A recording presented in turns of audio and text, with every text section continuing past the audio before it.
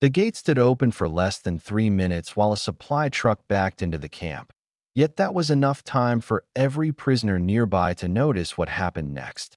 One German POW stepped through the opening without running, without hiding, and without looking over his shoulder, then disappeared beyond the fence line while guards shouted behind him. 30 minutes later, he returned through the same gate carrying something under his arm, and nobody could explain why he came back. The escape should have triggered alarms, sirens, and immediate pursuit, yet confusion slowed every reaction during the first critical minutes. The supply truck blocked part of the entrance road, several guards were directing deliveries toward the warehouse, and dozens of prisoners were moving between work assignments when Heinrich Bauer stepped through the open gate. He did not sprint toward the trees or dive into a ditch.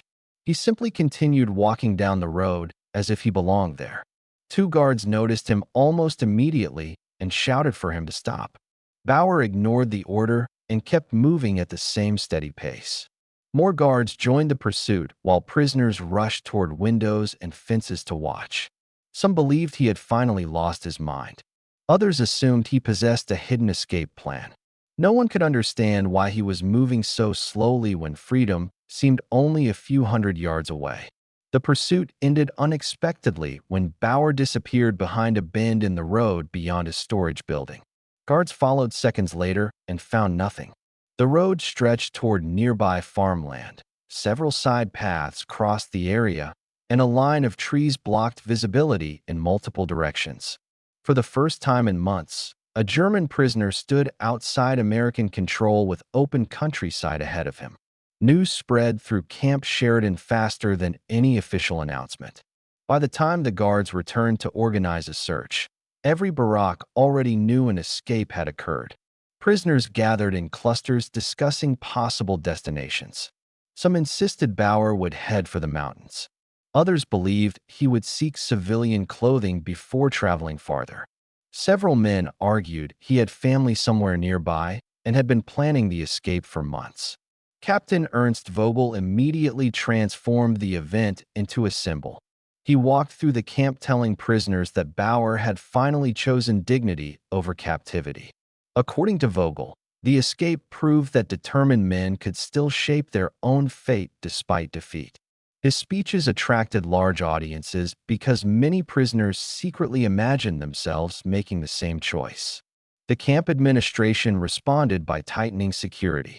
Additional guards appeared near entrances, work details were reorganized, and roll calls became more frequent. These measures increased tension throughout the compound. Prisoners who had never considered escape suddenly found themselves discussing routes, distances, and possibilities. Bauer's disappearance created questions nobody had asked openly before. Meanwhile, search teams moved across nearby roads and farms without success. Farmers reported seeing military vehicles, but nobody reported seeing Bauer. Patrols checked barns, abandoned sheds, and wooded areas. Tracking dogs followed his trail for a short distance before losing it near a stream crossing. Every failed search made his escape appear more impressive. By late afternoon, Vogel's influence had grown noticeably. Men who rarely listened to him before now gathered around every conversation. He described Bauer as proof that courage still existed among defeated soldiers. Several prisoners began treating the escapee like a legend despite knowing almost nothing about his actual destination. Then everything changed. A guard near the main entrance shouted for assistance. Prisoners rushed toward windows. Men climbed onto bunks for a better view. The same road that Bauer had used only hours earlier now carried a lone figure walking calmly toward the camp. It was Bauer. He carried a weathered cardboard box beneath one arm and moved with the same unhurried pace he had used when leaving. Guards surrounded him before he reached the gate, yet he offered no resistance. The box remained tucked against his side while officers demanded explanations. The prisoners could hardly believe what they were seeing. A man who had escaped successfully was voluntarily returning. The mystery deepened when Bauer refused to answer questions about where he had gone. He would only say that he needed to verify something for himself. The officers searched the cardboard box immediately and discovered several old newspapers, a folded road map, and a bundle of handwritten letters tied together with string. Nobody understood why those items were worth risking an escape. Not even Vogel could explain it. And that uncertainty became far more dangerous than the escape itself. Subscribe for more forgotten German POW stories like this one. The escalation began before sunset, when Bauer was taken to the administration building and questioned for nearly 2 hours. Guards demanded to know how he had avoided the search teams, where he had gone, and why he had returned carrying a box of worthless papers. Bauer answered only a few questions. He admitted walking through 2 nearby villages and confirmed that nobody had forced him back. Beyond that, he refused to explain anything. The refusal transformed curiosity into suspicion. American officers considered the possibility that Bauer had contacted civilians, passed messages, or gathered information for other prisoners. Several guards believed he had hidden something outside the camp and intended to retrieve it later. The newspapers and letters found in the box seemed harmless, yet nobody believed a prisoner would risk freedom merely to collect old paper. Word spread through the barracks long before the interrogation ended. Some prisoners admired Bauer more than before because he had escaped and returned on his own terms. Others thought he had become an informant. A few argued that no sane man would voluntarily walk back into captivity unless he had struck some secret arrangement with the Americans. Every theory contradicted the others, but all of them gained supporters. Captain Vogel immediately seized control of the discussion. He told prisoners that Bauer must have discovered something beyond the fences, something important enough to abandon freedom. The suggestion was vague, but it worked. Men who had spent months imagining life outside the camp suddenly wanted to know what could possibly drive an escaped prisoner back through the gate. The next morning, the camp commander ordered the contents of the box examined. Clerks spread the newspapers across a long table while translators reviewed the letters. Most of the material came from nearby towns. Some papers were weeks old. Others carried recent dates. The letters appeared ordinary at first glance, discussing families, harvests, shortages, and daily life. Yet Bauer watched the inspection closely, paying far more attention to the letters than the newspapers. One translator eventually noticed a pattern. Several letters mentioned the same town despite being written by different people. Another referred to a church bell that no longer existed. A third described a factory destroyed months earlier. The details seemed unrelated, but Bauer's reaction suggested otherwise. For the first time during questioning, he leaned forward to hear every word. The escalation intensified when a clerk discovered a folded map hidden inside one newspaper. Several roads were marked in pencil, along with farms, villages, and railway crossings. Nothing illegal appeared on the map, yet one location had been circled repeatedly. The place sat less than 20 miles from the camp. Officers demanded an explanation. Bauer remained silent. Meanwhile, the prisoner population became increasingly divided. Some men insisted Bauer had uncovered a genuine opportunity outside the camp. Others accused him of creating unnecessary trouble that would only lead to tighter restrictions. Fights nearly broke out during evening recreation as arguments spread between barracks. Vogel privately approached Bauer during a supervised exercise period. Witnesses later reported that he offered friendship, support, and protection in exchange for information. Bauer refused to cooperate. The rejection angered Vogel because it denied him access to the one mystery everyone wanted to solve. For the first time, the most influential prisoner in the camp found himself excluded from an important secret. That night, another unexpected development occurred. A guard discovered that one of the letters was addressed to a man listed among the camp prisoners. The recipient had never received it because the letter had been delivered to the wrong location months earlier. When the prisoner read it, he immediately requested permission to speak with Bauer. The request was granted. The meeting lasted only 10 minutes. Afterward, the prisoner left visibly shaken and refused to discuss what he had learned. Now there were 2 men keeping the same secret. and the mystery that began with an open gate was growing larger with every attempt to explain it. The major consequence arrived the next morning when the prisoner who had met Bauer requested a formal interview with camp administration. His name was Karl Weiss, a former railway worker captured during the final months of the war. Until then, he had attracted little attention inside Camp Sheridan. He worked quietly, avoided arguments, and rarely involved himself in camp politics. The fact that he suddenly wanted to speak alarmed both American officers and prisoner leaders. During the interview, Weiss revealed only one detail.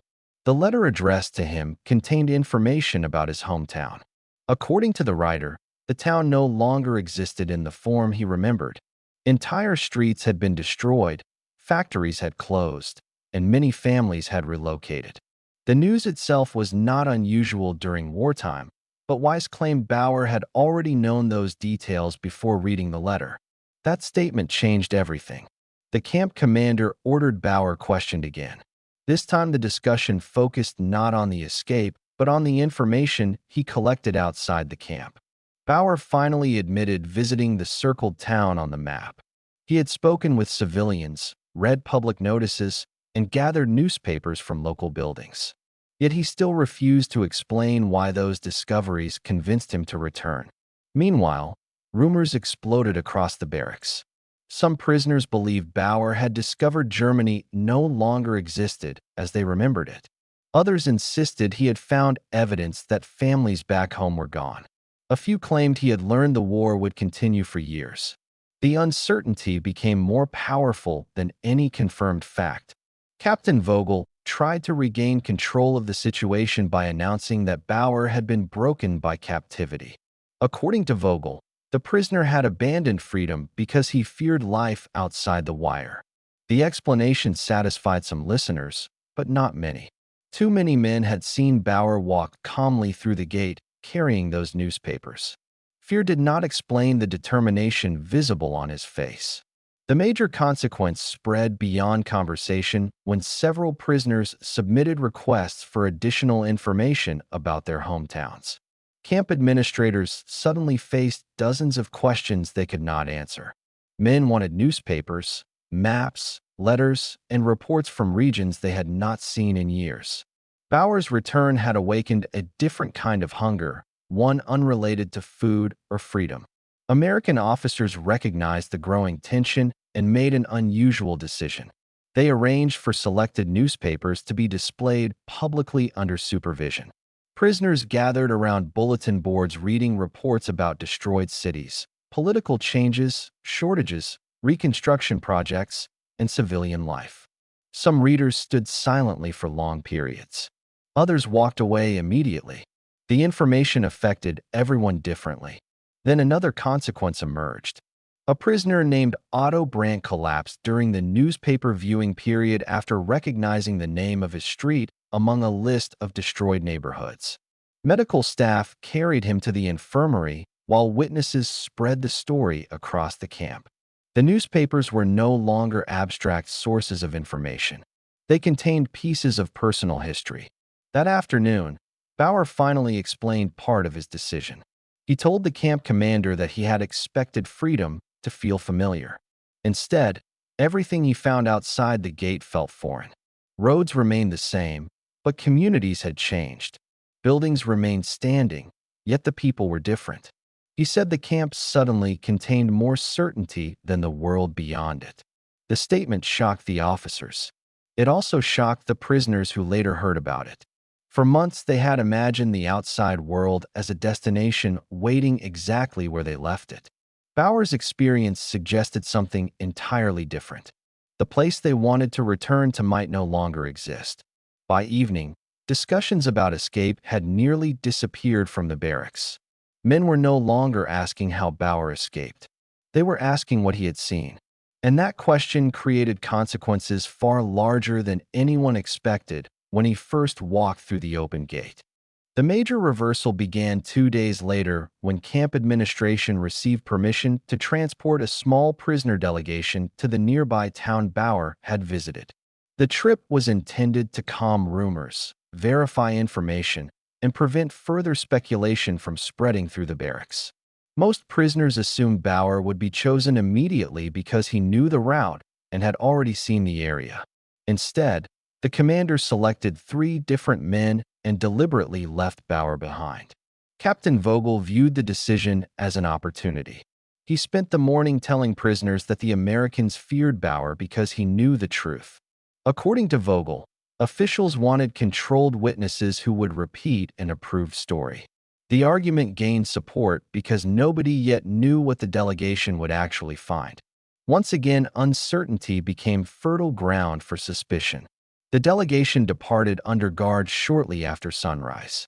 They visited the town square, local businesses, residential streets, and public offices. The trip lasted nearly 6 hours. Throughout that time, the camp remained tense. Prisoners gathered in groups discussing possible outcomes. Some expected confirmation of Bauer's warnings. Others hoped the visit would expose exaggerations. Everyone waited for the delegation to return. When the trucks finally rolled through the gate that evening, the atmosphere changed immediately. The men who stepped out did not look frightened, angry, or excited. They looked confused.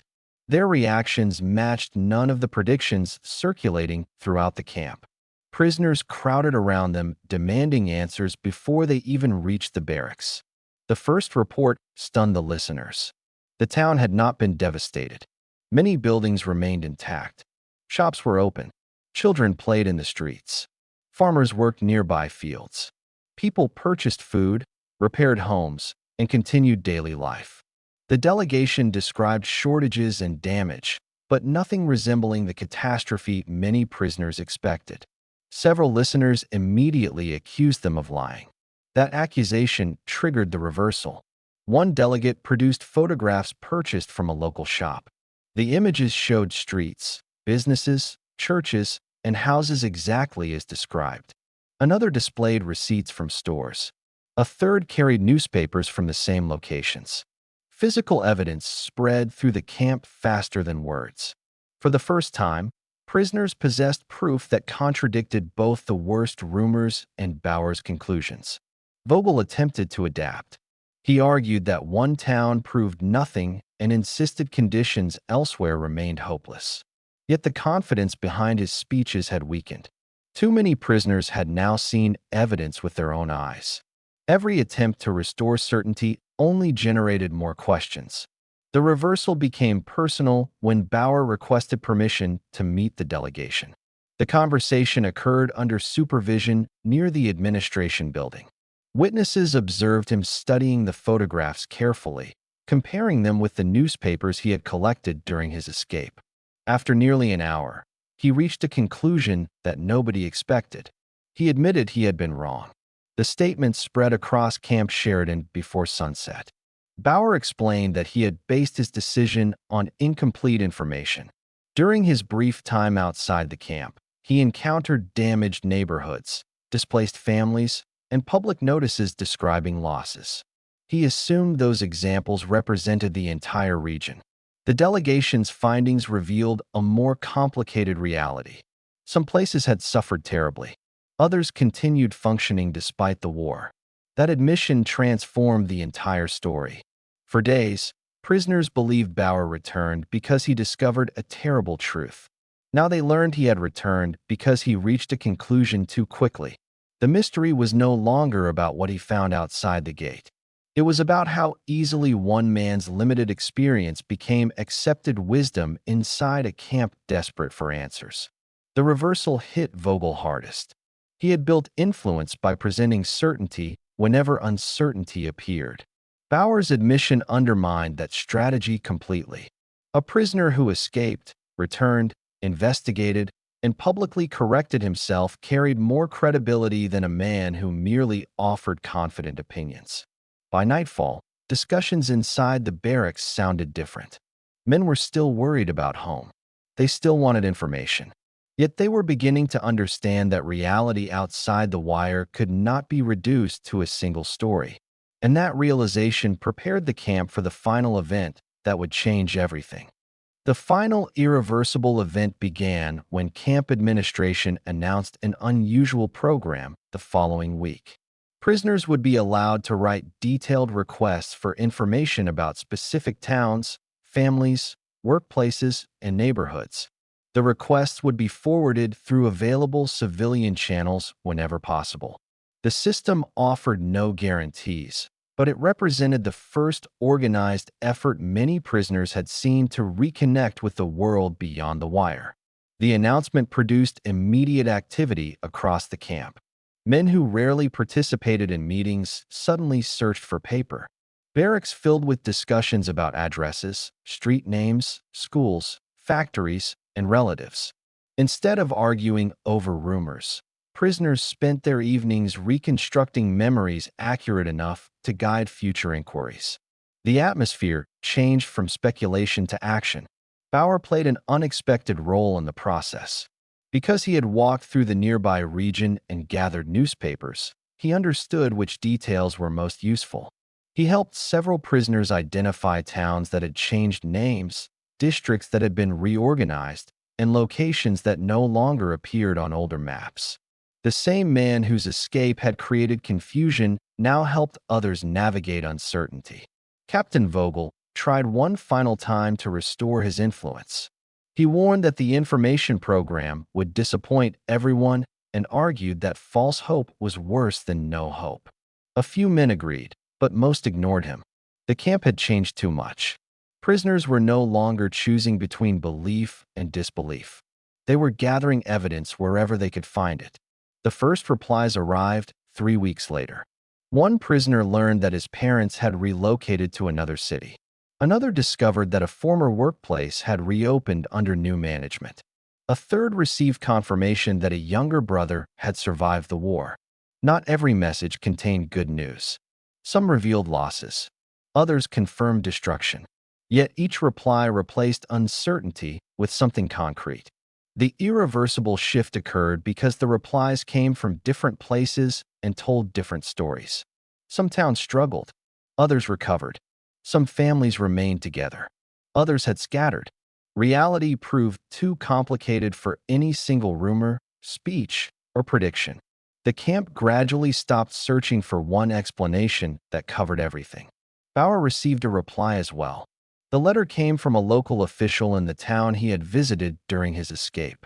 It confirmed that several neighborhoods he remembered were indeed gone, but it also described schools reopening, businesses operating, and reconstruction projects already underway.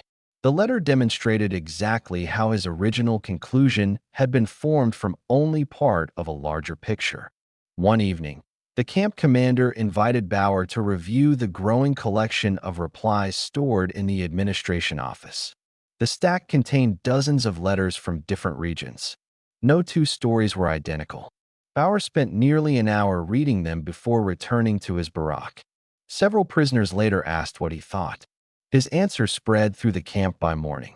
He said that the gate had shown him two different illusions. Inside the camp, many prisoners imagined the outside world exactly as they remembered it. Outside the gate, he had imagined the entire world was broken because he found one broken corner of it. Both assumptions were wrong. The final irreversible event was not his escape. It was the moment the camp stopped depending on rumors to understand reality. Months later, when new prisoners arrived and heard the story of the man who walked through an open gate and voluntarily returned, they usually assumed fear had driven him back. Older prisoners would shake their heads and explain that fear was never the reason. Bauer returned because he realized he did not understand the world waiting beyond the fence, and by coming back, he started a search for answers that changed the entire camp. On a quiet evening near the end of summer, Bauer stood beside the same gate he had walked through months earlier while a supply truck rolled slowly into the compound. The opening remained unguarded for a few seconds, just as it had on the day of his escape, yet he barely glanced at it. Beyond the fence lay roads, towns, and possibilities he once believed he understood. Behind him stood men reading letters that had replaced rumors with facts. The gate still offered a path out, but the journey that mattered had already begun the day he chose to come back. Most people know how World War II ended. Very few know what happened inside these prison camps. Subscribe for more untold WW2 stories.